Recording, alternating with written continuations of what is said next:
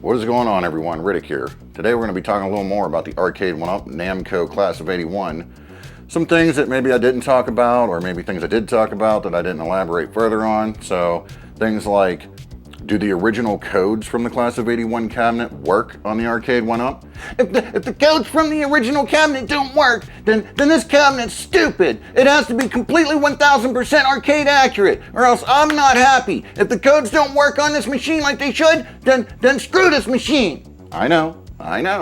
I get it. That's why we're going to talk about it. Or, you know, things like the screen washing out. I did touch on that in my previous video, but we're going to elaborate a little further on that, you know. Even if I move 2 steps to the right or 2 steps to the left, if it washes out, game sucks. I know, I get it. And that's also why we're going to talk about that as well. And then finally, we're going to talk about something that was, I noticed myself, but didn't think anything of it at first until somebody else in the comments section pointed it out on their machine, that after the most recent update, they took something away that's kind of lame. Let's get into it.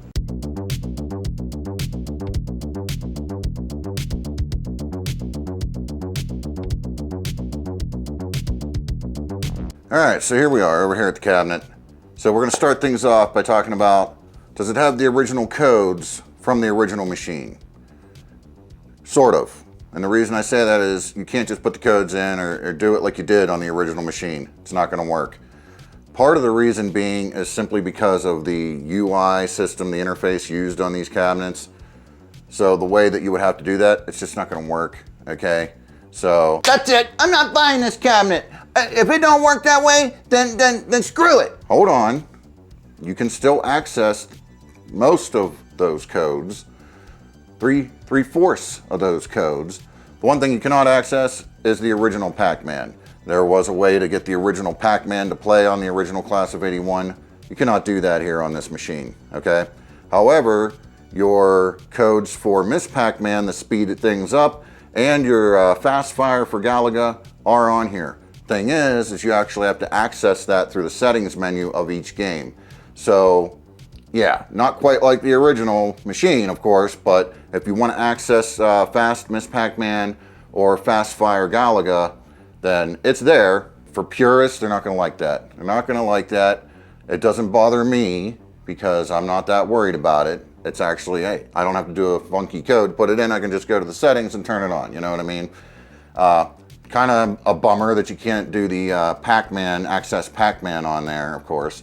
But, you know, how are they going to sell more Pac-Mans if they're putting Pac-Man on this one, right? That's what's going on there. So it does have the codes, except for the Pac-Man, but you have to turn them on in the settings. You don't do the actual, you know, code the way you did it on the original machine. So, and then as far as the screen washing out, you know, you walk to the left or you walk to the right, it does have a little bit of wash to it. From this angle right here, it kind of has a little wash to it. But it's nothing nearly as drastic as the XL cabinets, the NBA Jam and the Golden TXL. Not nearly as drastic. And honestly, when you're right at the machine playing it, or even a little bit to the left or a little bit to the right, like I said in my previous video, you don't see it. And you definitely don't, like I'm sitting right here, looking right at it, and I don't see it. It looks perfect right there, okay? But for those that are very OCD about it, you know, when I walk into my game room, I want to see all the same kind of screens. I want to see nice blacks or black. I want to see the booming colors. That's what I want. And well, you're not going to get that 100% with this. When you walk across the room and you look at it from an angle, you're going to see a little bit of wash. Once again, it's not completely washed to where you can't see the screen like the XL cabinets, but it is there, folks. It is there, and it's going to bother some people. I know that for a fact. It's definitely going to bother people.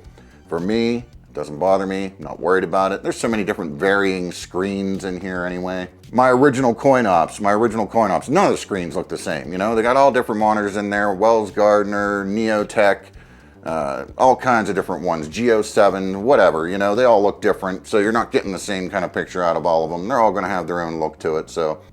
But I'm pointing this out because I know it's gonna bother people, all right? So that's pretty much all there is with that. Finally, the final thing we're going to talk about is, and this is so ridiculous, like I don't understand why they would even do this. When you originally fired up the machine, right, and the Arcade1Up logo comes up, there was like a cool little animation to go with it. Like I think there was like a Galaga ship or something like that, a little Galaga animation that went right on the Arcade1Up screen. Then an update hit, took the update. That's completely gone now. Now it's just your normal, basic, generic Arcade1Up startup screen. Like, why? Why would you do that? Why would you take that out?